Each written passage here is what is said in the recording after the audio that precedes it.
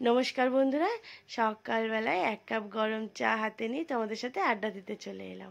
এদিকে দেখো মা কি করেছে। মাঝরাতে ঘুম থেকে উঠে অরলের ডাল আর চাল ভিজিয়ে রেখেছিল সকালবেলায় ধোসা করবে বলে, আর সেগুলোকে আবার মিক্সি করে নিল দেখো। আর এদিকে হচ্ছে আলু সেদ্ধ করে নিয়েছে, সেদ্ধ করে ঠান্ডা হতে একটু রেখে দিয়েছে। এদিকে সাম্বারের সব সবজিগুলো কেটে মা ধুয়ে এখানে ফ্রাই করে নিয়েছে, আর ওদিকে ডাল সেদ্ধ করেছে সাম্বারের, তো সেই ডালের প্রেসারের মধ্যেই সবজিগুলো তুলে দিয়েছে যাতে আর এক দুটো সিটি দিয়ে নেবে একেবারে। আর এদিকে আলতো গ্যাসে কড়াইয়ের উপরে তেল দিয়ে মা একটু শুকনো লঙ্কা, একটু কালো সর্ষে আর একটু হিং দিয়ে দিয়েছে, আর তার মধ্যে দিয়ে দিচ্ছে মা কারি পাতা। কারি পাতার গন্ধটা না খুব সুন্দর, আমার তো খুব ভালো লাগে, আমি তো মাঝে মাঝে মুড়ি মাখাই তার মধ্যেও কারি পাতা দিয়ে দিই।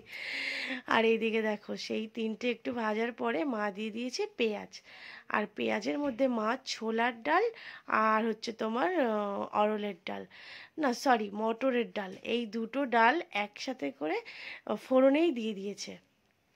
তার মধ্যে মা হালকা একটু লবণ দিয়ে দিয়েছে আর দিয়ে দিয়েছে কাঁচা লঙ্কার কুচি।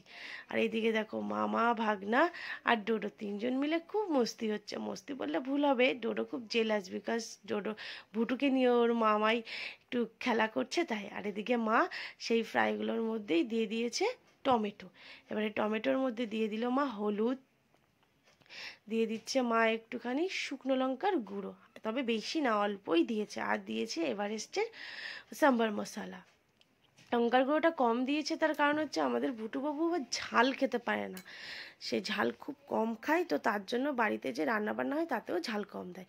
আর এদিকে দেখো মশলাটা কষানো হয়ে গেছে, তার মধ্যে মা দিয়ে দিল সেই প্রেসারে দেওয়া ডাল আর সবজিগুলো। এবার আমাদের বাড়িতে যেহেতু অনেক লোক, প্রায় 10 জন মতো, আর সবাই ধোসা খেতে খুব ভালোবাসে বাবা ছাড়া, কারণ আমার শ্বশুরমশাই এবার এইসব খুব একটা ভালোবাসে না, তবে করলে খেতে হয় তাই খায়। তো মা কী করলো, প্রেশার কুকারের মধ্যে আরেকটু জল দিয়ে সেটাকে একটু গরম করে এর মধ্যে দিয়ে নিল, আর সব শেষে মা দিয়ে নিল একটুখানি তেঁতুল গোলার জল, যেহেতু একটু সাম্বারটা একটু টক টক হবে না, খেতে খুব ভালো লাগবে। আর তারপরে মা দিয়ে নিল একটু পরিমাণ মতো চিনি, কারণ ওই যে বললাম ঝাল হলে কেউ খেতে চাইবে না, বিশেষ করে ভুটু। তো মা দেখো সুন্দর করে ওটাকে ফুটিয়ে নামিয়ে দিয়েছে, কি সুন্দর কালার এসেছে। এবার সাম্বারটা তো নামিয়ে দিয়েছে, এইবার বানাতে হবে আলুর চোখা, যেহেতু ধোসার মধ্যে আলু না দিলে তো ভালোই লাগবে না, ওটাই তো টেস্ট সব থেকে।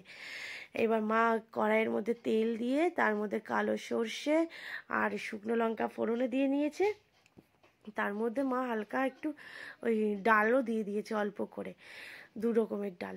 আর তারপরে মা পেঁয়াজ কুচি দিয়ে একটু ফ্রাই করে টমেটো টমেটো দিয়ে দিয়েছে, আর একটু পরিমাণ মতো নুনও দিয়ে নিল। এবার এইটাকে একটু ভালো করে ফ্রাই করে নেবে, এতেও কিন্তু ঝাল কম দিয়েছে, আর এত পরিমাণে ঝাল কম দিয়েছে যে মানে কি বলবো, ভুটুর খেতে আর কোনো অসুবিধাই হয়নি। আর ওইগুলো ভালো করে ফ্রাই করে নিয়ে ওর মধ্যে মা দিয়ে দিয়েছে একটু হলুদের গুঁড়ো আর একটু লঙ্কার গুঁড়ো, সেটাকে ভালো করে কষিয়ে মা আলুগুলো হাত দিয়ে ফাটিয়ে রেখেছিল, সেই আলুগুলো মা এই মশলার মধ্যে দিয়ে দিল। কিন্তু আলুগুলো না একটু গোটা গোটা আছে, যেহেতু হাত দিয়ে ফাটানো হয়েছিল, তখন গরম ছিল, ঠান্ডা হবে বলে মা হাত দিয়ে ফাটিয়ে রেখেছিল। এবার এইগুলোকে একটু ভালো করে নাড়িয়ে চাড়িয়ে নেবে, মানে মশলাটার সাথে যাতে একেবারে মিশে যায়। কিন্তু আলুগুলো না একটু গোটা গোটা আছে বলে মিশছেই না, তাই মা আমাদের আলু ফাটানো চোফার আছে, সেইটা দিয়েই মা ভালো করে আলুগুলো ফাটিয়ে নিচ্ছে। দেখছো কি সুন্দর মিহি হয়ে গেছে, একটাও গোটা নেই, মানে ছোট ছোট কোনো টুকরো আলুও গোটা নেই, সব একদম ফেটে গেছে। তো এইদিকে দেখো ভালো করে মা এটাকে মশলার সাথে মিশিয়ে নিয়ে একটু ভালো করে কষিয়ে কষানো টাইপেরই করে নিল। কাকে ফোন করলি? কেন? তো দিদিয়া কি বললো?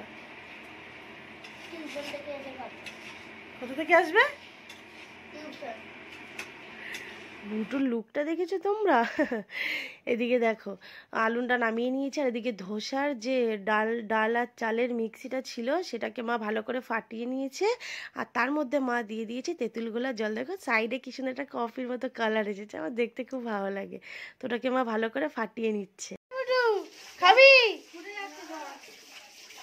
একজনকে খেতে বলছি আর একজন উঠে আছে, কি হয়েছে?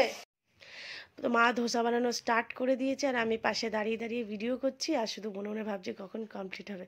কারণ মায়ের পাশে দাঁড়িয়ে দাঁড়িয়ে মায়ের রান্না দেখলেই না আমার শুধু ভাবি কখন তাড়াতাড়ি কমপ্লিট হবে আর আমি কখন খেতে বসবো। তো বন্ধুরা, তোমরা আমার ভিডিওটা দেখার পরে কিন্তু অবশ্যই লাইক আর কমেন্ট করে আমাকে জানিও যে আমার মায়ের বানানো ধোসার রেসিপিটা কেমন হয়েছে। আমার তো খেতে খুব ভালো লেগেছে। আর হ্যাঁ, আমার চ্যানেলটা কিন্তু সাবস্ক্রাইব করতে একদম ভুলো না। আর এদিকে আমরা সবাই ধোসা খাওয়ার পরে আমি ভুটুকে বলেছি, ভুটু তুমি আমাকে রিভিউ দাও যে তোমার মামের বানানো ধোসাটা কেমন হয়েছে। ও দিদুনকে মাম বলে। তো দেখো ওর মানে রিভিউটা দেখো। তো চলো আজকের ব্লগটা এই পর্যন্ত, বাই।